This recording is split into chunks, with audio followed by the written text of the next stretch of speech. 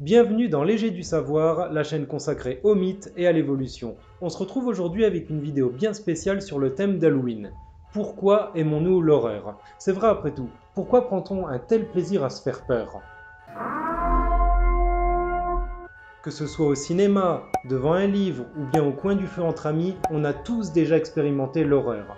Mais qu'est-ce qui la rend si attrayante? Alors évidemment, tout le monde n'est pas aussi réceptif à l'horreur, et certains la craignent beaucoup plus que d'autres. Pour autant, on l'a tous déjà expérimenté. Pour autant, on célèbre l'horreur avec Halloween, et ce genre a toujours le vent en poupe au cinéma. De plus, les romans de Stephen King font de lui l'un des écrivains les plus influents de notre temps. Alors, qu'est-ce qui rend l'horreur si intéressante? Pourquoi l'horreur fonctionne-t-il avec des tueurs psychopathes, des menaces imaginaires? Qu'est-ce qui rend l'horreur si profond et attrayant? On va essayer de répondre à tout ça aujourd'hui. Avant de vous expliquer quel est le plaisir dans l'horreur, il nous faut comprendre quels sont les bons ingrédients dans une histoire d'horreur.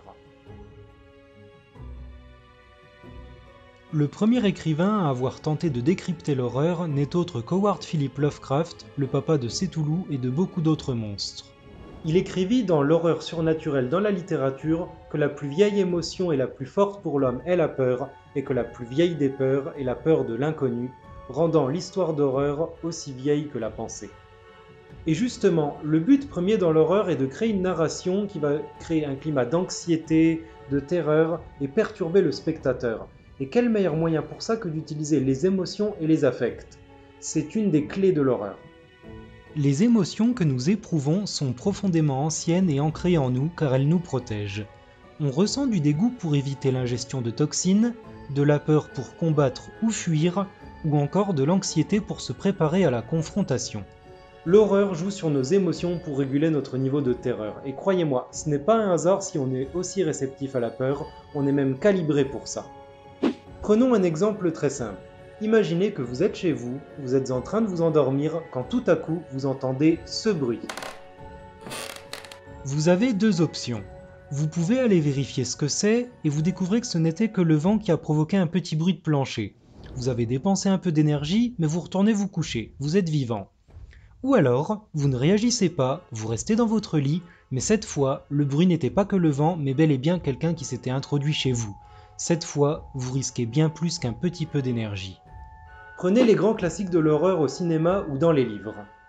Systématiquement, ils vont jouer sur la réaction du spectateur à se préparer à quelque chose qui va peut-être venir, ou pas d'ailleurs. Et cette préparation à l'action va dans tous les cas générer les émotions propres au champ de la terreur. Mais évidemment, pour créer de la tension entre le spectateur et l'œuvre en question, il nous faut de bons méchants. C'est notre deuxième partie. Zombies, vampires, loups-garous, tueurs en série, fantômes, clowns, tous sont des genres représentés dans les récits de l'horreur. Certains peuvent exister et d'autres non, et pourtant ils sont tous explicables du point de vue de l'évolution. Je l'ai déjà dit lors des dernières vidéos, mais pour les nouveaux, on a été extrêmement soumis à la prédation durant toute notre histoire évolutive.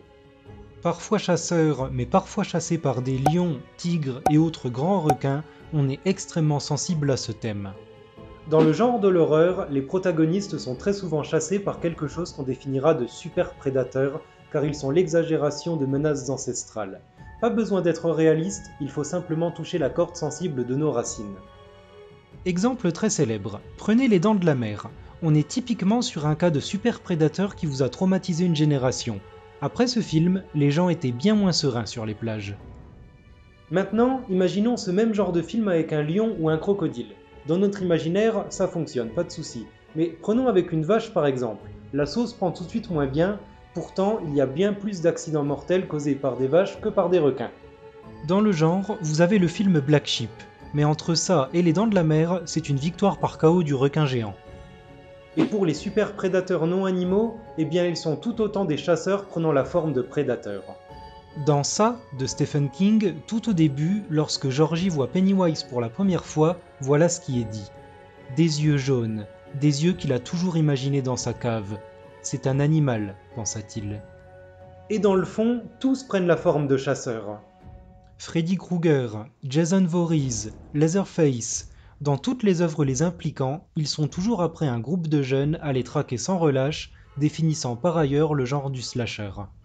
Rajoutons à ça des capacités surnaturelles qui violent les lois de la physique et on obtient un cocktail parfait pour perturber le spectateur. Car oui, parlons-en, Jason par exemple. Dans 3 quarts des films, il marche. Alors oui, il marche vite, mais il marche. Et pourtant, il finira toujours par rattraper sa victime qui tapait le sprint de sa vie, mais qui finira par se prendre les pieds dans des racines. Fallait bien un petit cliché. Un autre aspect plutôt génial sur cette idée de monstre qui chasse, c'est très souvent la grande bouche de ces entités qui veut nous bouffer. Requins géants, le clown de ça, loup-garou, vampire, leurs longues dents accentuent la notion de terreur pour consumer de la chair humaine. Ça renforce des peurs que nous avons depuis très longtemps dans notre imaginaire. Comme l'explique David Gilmour dans l'étude des monstres, de tout temps, les gens ont été chassés par des menaces imaginaires comme des ogres, géants cannibales, vampires, loups-garous et tant d'autres. Il y a beaucoup à dire sur le fonctionnement d'un bon monstre ou d'un bon psychopathe, que ça mériterait une autre vidéo. Pourquoi est-ce qu'on a peur des clowns? Pourquoi est-ce qu'on a peur des fantômes? Toutes celles-ci sont explicables du point de vue de l'évolution, alors dites-nous en commentaire si ça vous intéresserait. En attendant, on passe à la dernière partie de notre émission, quel est le plaisir dans l'horreur? Le moins qu'on puisse dire, c'est que nos vies sont très différentes des tableaux peints dans ces œuvres. Je veux dire, on est rarement possédé par un démon, poursuivi par un type avec une tronçonneuse ou traqué par des morts-vivants. Et pourtant, ces œuvres attirent une large audience. On parle alors d'intérêt différentiel, c'est-à-dire la déconnexion entre nos vies et ce qu'il se passe dans ces œuvres. Eh bien en réalité, nous sommes attirés par des thèmes comme la survie par exemple, on en a largement parlé avant. Cette fameuse survie est un genre primal où règne la vie, la mort et la lutte pour l'existence. Prenez Je suis une légende. Ce succès comporte tous les ingrédients pour attirer le spectateur. La peur de mourir, la peur de l'isolement, le besoin de trouver du sens à sa vie dans un monde radicalement nouveau. Rajoutez une vague de contaminés, quelques scènes bien flippantes, et vous obtenez un succès mondial. Retirez les vampires, et on n'est plus si loin que ça de Seul au monde avec Tom Hanks dans le principe. Comme quoi, l'horreur ne tient parfois à pas grand-chose. Et à quoi doit-on les meilleurs scénarios d'horreur? Eh bien ce sont ceux qui se veulent réalistes psychologiquement et sociologiquement, dans les interactions entre les personnages. Dans The Mist de Stephen King, un brouillard contenant des monstres recouvre une ville où une grande part des habitants se réfugient dans un centre commercial. Si la cohabitation se veut raisonnable au début, peu à peu des clans se créent et une lutte pour la vie devient omniprésente. Rations de nourriture, accès aux armes, décisions communautaires. Ça dégénère au point de se demander qui sont les vrais monstres de l'histoire. Ce réalisme attire car il nous montre des manières de réagir face à des menaces que nous n'irions même pas imaginer dans nos vies. Et parfois, pour dépeindre l'horreur, il n'est pas utile de montrer la menace elle-même, mais plutôt celui qui la vit. Dans L'Exorciste, à de nombreuses reprises, la caméra se concentre sur le visage horrifié de la mère pour décrire l'horreur. Un autre exemple, peut-être le plus célèbre du cinéma, la scène de la douche dans Psychose d'Hitchcock. Si on s'intéresse uniquement au point de vue visuel, l'horreur est surtout montrée sur le visage de Marion Crane, à aucun moment on ne distingue les traits de Norman Bates. La magie de la contagion émotionnelle opère, rajoutez à ça une bonne dose de suspense, une bande-son magistrale et on a là une scène absolument inoubliable.